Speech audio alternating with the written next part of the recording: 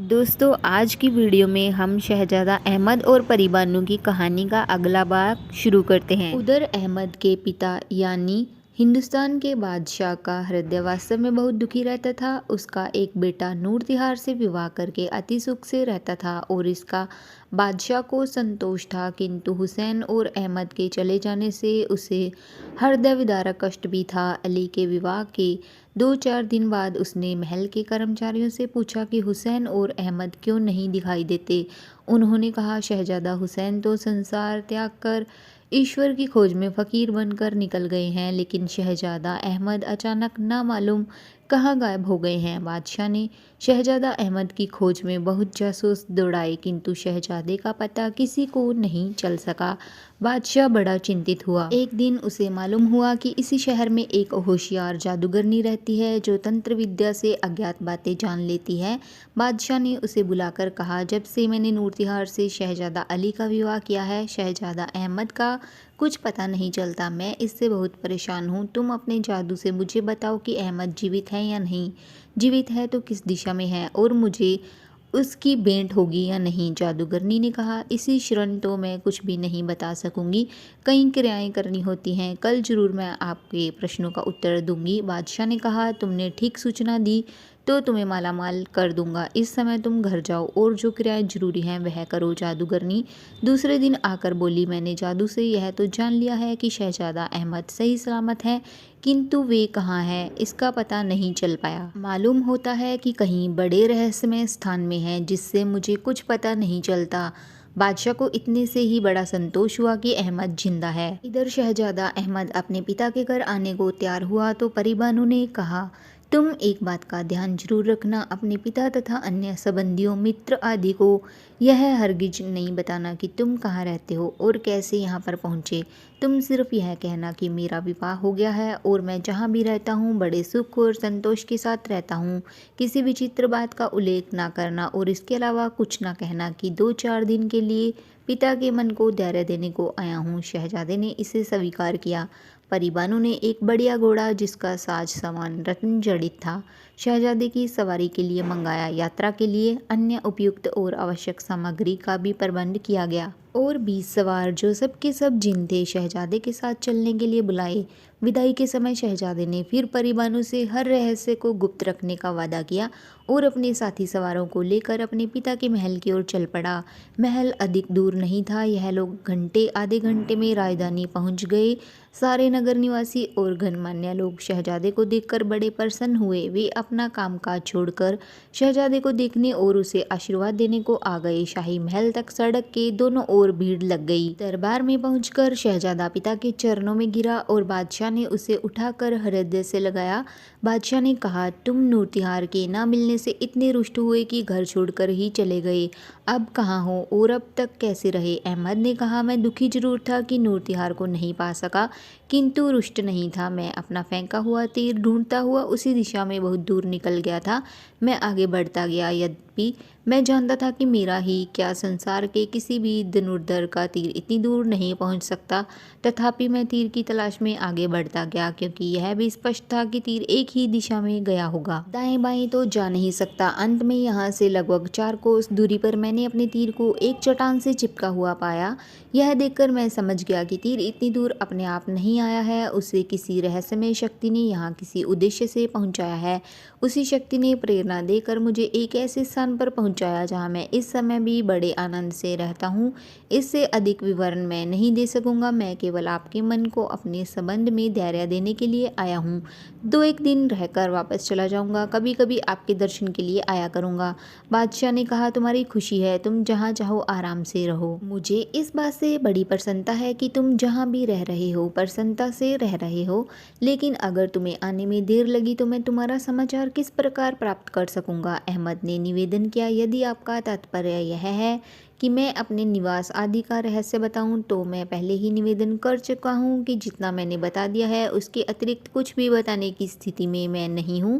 आप इत्मीनान रखें, मैं जल्दी जल्दी आया करूंगा। बादशाह ने कहा, बेटा मेरी इच्छा किसी रहस्य को जानने की नहीं है, मैं तो केवल तुम्हारी कुशलक्षेम से आश्वस्त होना चाहता था। तुम्हारा हाल मिलता रहे यही काफ़ी है। तुम जब चाहो आओ, जब चाहो जाओ। अहमद 3 दिन तक शाही महल में रहा। चौथे दिन सुबह अपने निवास स्थान को रवाना हुआ। परी-बानू उसकी वापसी पर बहुत प्रसन्न हुई। दोनों प्रेम पूर्वक जीवन का आनंद उठाने लगे। 1 महीना पूरा होने पर भी जब शहजादा अपने पिता से मिलने नहीं गया तो परी-बानू ने पूछा कि तुम तो कहते थे कि महीने महीने पिता से मिलने जाऊंगा, इस बार क्यों नहीं गए? अहमद ने कहा, मैंने सोचा शायद अब की बार तुम जाने की अनुमति ना दो। परी-बानू हंसकर बोली, मेरी अनुमति पर इतना निर्भर ना रहो। महीने महीने मुझे पूछे बगैर ही पिता के पास हो आया करो।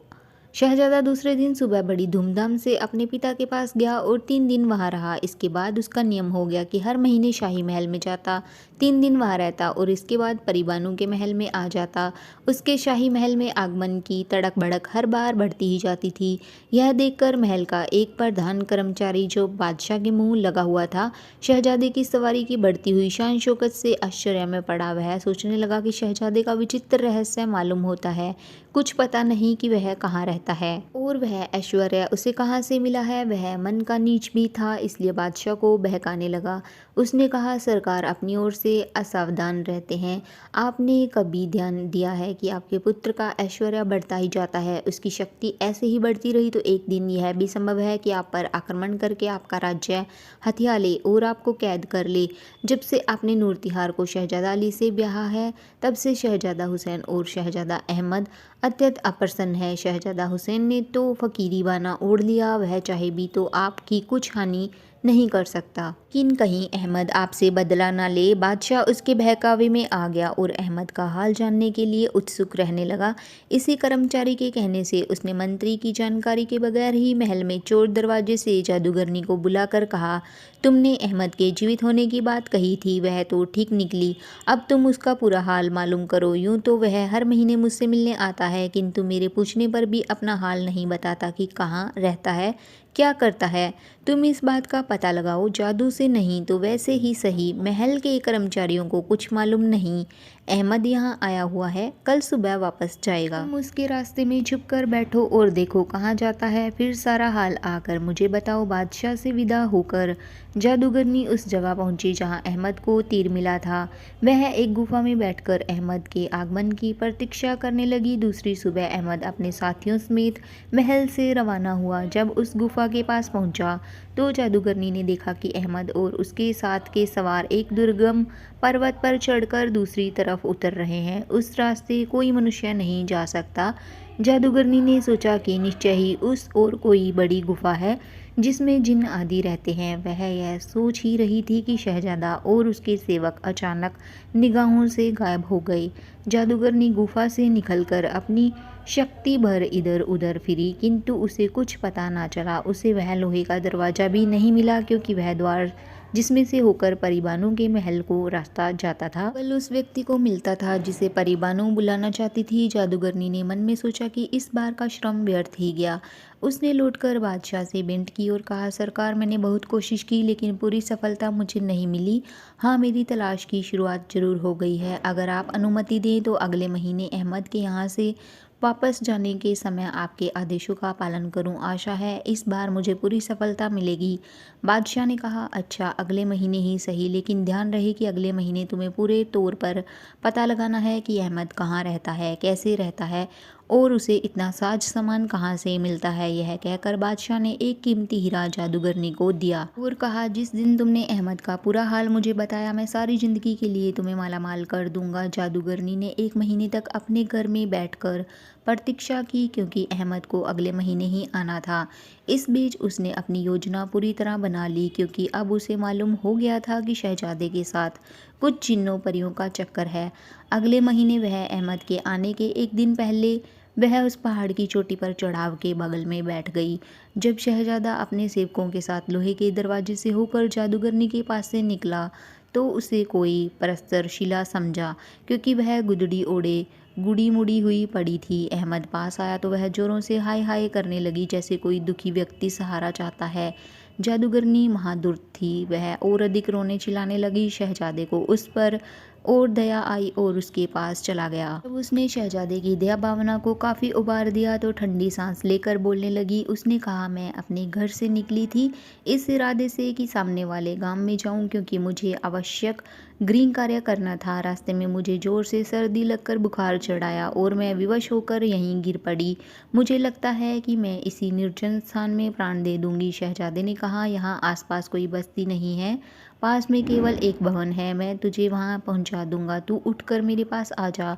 बुढ़िया ठंडी सांस भरकर बोली, मुझ में इतना दम नहीं है बेटा जो मैं खुद उठ सकूं। मुझे तो कोई उठा कर ले चले तो ले चले। वह जानती थी कि किसी जिन के साथ ही वह उस रहस्यमय भवन में जा सकती है।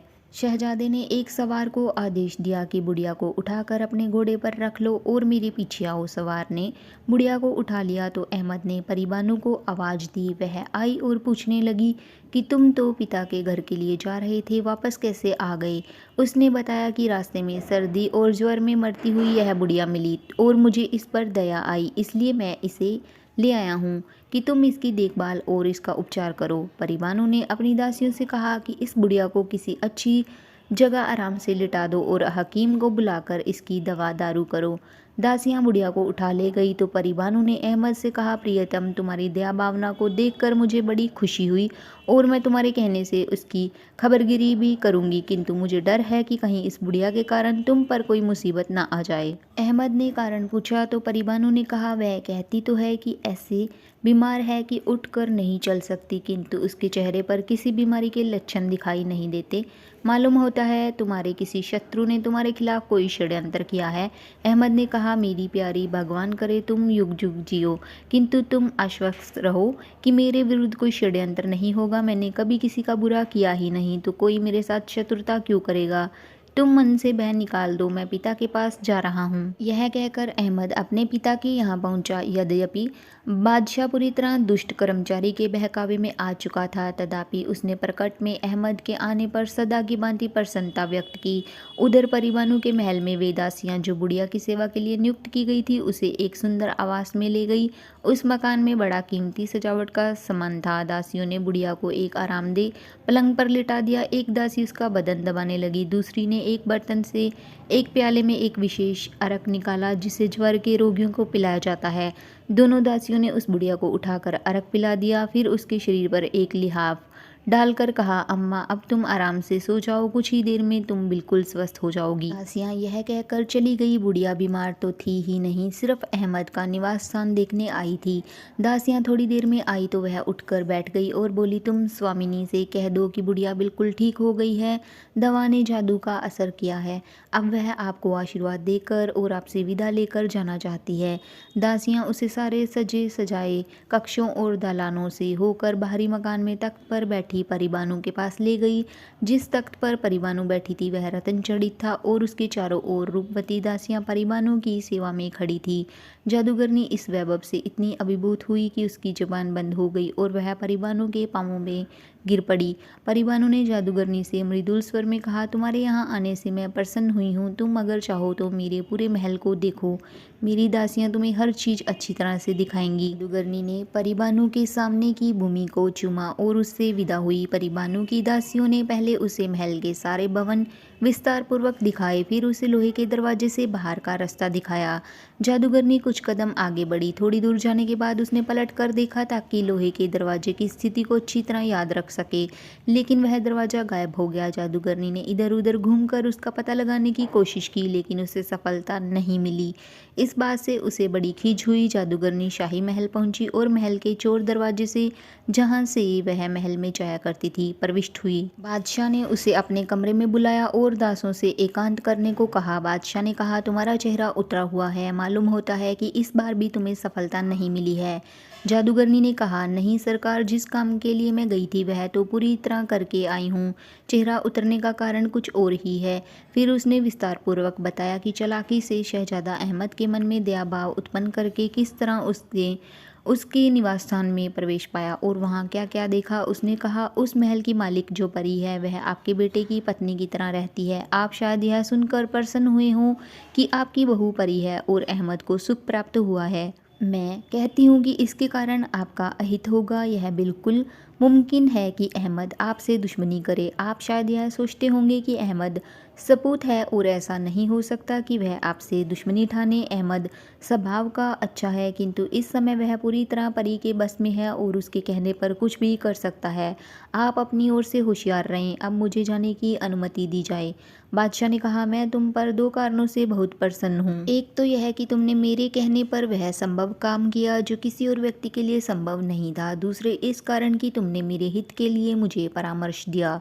तुम जाओ, बीच बीच में मैं तुम्हें ज़रूरत पड़ने पर बुलाया करूँगा। जादूगरनी ने फर्शी सलाम किया और अपने घर चली गई। अब बादशाह ने महल के उस प्रमुख कर्मचारी को बुलाया जिसने उसके मन में अहमद के प्रति शंका डाली थी। उसने जादूगरनी द्वारा दी गई सूचना विस्तार पूर्वक उसे बताई और पूछा, अहमद अभी तो कुछ बुरा नहीं सोच रहा है, किंतु वह इस स्थिति में है कि जब चाहे मुझ पर हमला कर दे। तुम्हारी राय में मुझे क्या करना चाहिए? प्रधान कर्मचारी ने कहा, हुजूर मेरी राय में अहमद को मरवाना ठीक ना होगा। इससे आपकी बदनामी हो जाएगी। मेरी राय में उसे कैद में डाल देना चाहिए। बादशाह ने कहा, अच्छा मैं सोचूंगा। प्रधान कर्मचारी विदा हुआ तो बादशाह ने फिर जादूगरनी को उसके घर बुलाया। उसके आने पर कहा कि प्रधान कर्मचारी ने अहमद को कैद में डालने की सलाह दी है। जादूगरनी ने कहा, सरकार इसमें बड़ा खतरा है। अहमद के साथ आप उसके साथ के अन्य सवारों को भी कैद करेंगे, लेकिन वे जिन है और जिन्नों को कोई कैद नहीं रोक सकती। वे जाकर परिवानों से कहेंगे और वह अपने पिता से कहकर जिन्नों की पूरी फौज आप पर हमला करने के लिए भिजवा सकती है। आप ऐसा करें कि सांप मरे और लाठी न टूटे। आप अहमद से कहें कि वह एक ऐसा लंबा चौड़ा डेरा लाए जिसके नीचे सारी फौज आ जाए और वह इतना हल्का भी हो कि उसे एक आदमी उठा ले। वह यह मांग पूरी ना कर सकेगा और शर्म से आपके पास नहीं आएगा और फिर आप उसके संभावित उत्पात से बचे रहेंगे। और मान लिया कि उसके किसी प्रकार यदि कार्य भी कर दिया तो मैं आपको और चीज़ें बताऊंगी जिन्हें लाने के लिए आप उससे फरमाइश करें। इस तरह आपको जिन्नों द्वारा निर्मित बहुत सी अजीब चीज़ें भी मिल जाएंगी और अहमद भी आपकी रोज़ रोज़ की मांग से तंग आकर आपके पास आना छोड़ देगा और आप उसे मारने या कैद करने की बदनामी से भी बचे रहेंगे। दूसरे दिन बादशाह ने मंत्री से इस योजना के बारे में सलाह ली। मंत्री चुप रहा। वह जानता था कि बादशाह बुरे सलाहकारों के चक्कर में है और सत्परामर्श नहीं मानेगा। बादशाह ने मूर्खता वश उसकी चुप्पी को सहमति समझा और उसे विदा किया। फिर उसने अहमद को बुलाया जो उस समय तक वहीं ठहरा हुआ था। बादशाह ने हंसते हुए उससे कहा, बेटे तुमने मुझे अपना भेद नहीं बताया, लेकिन बादशाहों की निगाहों से कोई चीज़ छिप नहीं सकती। तुम्हारी शादी परी से हुई है, यह सुनकर मुझे बड़ी खुशी हुई है, लेकिन भाई तुम्हारी बीवी परी है। इस बात का मुझे भी तो कुछ लाभ मिलना चाहिए। वह तुम्हें बहुत चाहती है और तुम उससे जो कुछ भी मांगोगे वह तुम्हें खुशी से दे देगी। यह तो तुम जानते ही हो कि मैं अक्सर शिकार को जाता हूँ। कभी कभी शत्रुओं का सामना करने के लिए बहुत से तंबुओं की ज़रूरत पड़ती है। इनके ले जाने के लिए सैकड़ों ऊँट और डेरा लगाने वाले भी ले जाने पड़ते हैं। अगर तुम कहोगे तो परी तुम्हें लंबा चौड़ा डेरा दे देगी कि उसके नीचे सारी फौज आ जाए। साथ ही ऐसा हल्का भी होना चाहिए कि उसे एक आदमी, यहाँ तक कि हम तुम भी उठा सकें। अहमद ने कहा, मैं अपनी पत्नी से ऐसा डेरा मांगूंगा जरूर, लेकिन अभी से यह नहीं कह सकता कि ऐसा डेरा उसके पास है या नहीं। अगर नहीं होगा तो मैं नहीं ला सकूंगा। बादशाह इस पर नाराज होकर बोला, यह तुम टालमटोल कर रहे हो। तुमसे अपनी पत्नी से कुछ कहने की हिम्मत ही नहीं है, या फिर उसे तुम्हारी कोई परवाह ही नहीं है। वरना इतनी मामूली सी चीज़ परी के पास ना हो, यह कैसे संभव है? अगर तुम डेरा ना ला सको तो तुम्हें मेरे पास आने की भी कोई ज़रूरत नहीं है। मुझे ऐसे बेटे से मिलने में क्या खुशी हो सकती है जो अपनी स्त्री से इतना बहग्रत हो कि उससे अपने बाप की ज़रूरत की एक मामूली सी चीज़ भी मांग ना सके। अब तुम जाओ, खड़े खड़े मेरा मुंह क्या देख रहे हो? अहमद को अपने पिता का यह व्यवहार बहुत बुरा लगा। उसे अगले दिन वापस होना था, किंतु वह उसी दिन परीबानु के महल को चल पड़ा। वहां जाकर भी उसका विषाद कायम रहा। परीबानु ने पूछा, तुम एक दिन जल्दी क्यों आ गए? तुम उदास भी मालूम होते हो, क्या बात है? शहजादा अहमद ने पूरी बात सुनाई। परीबानु की भौं पर बल पड़ गए। उसने कहा, उन्हें डेरा जरूर मिलेगा, लेकिन जान पड़ता है उनका अंतकाल निकट आ गया है। अहमद ने कहा, यह तुम क्या कह रही हो? अभी वे वर्षों तक राज करेंगे, उनका स्वास्थ्य बहुत अच्छा है। तो दोस्तों, आज की वीडियो में बस इतना ही। अगली वीडियो में इस कहानी का अगला पार्ट दिखाएंगे। चलिए दोस्तों, तब तक के लिए बाय बाय। अपना ख्याल रखना और प्लीज़ जाने से पहले चैनल को सब्सक्राइब कर लीजिए, वीडियो को लाइक शेयर कर देना और प्लीज़ बेल आइकन को भी प्रेस करते जाइए।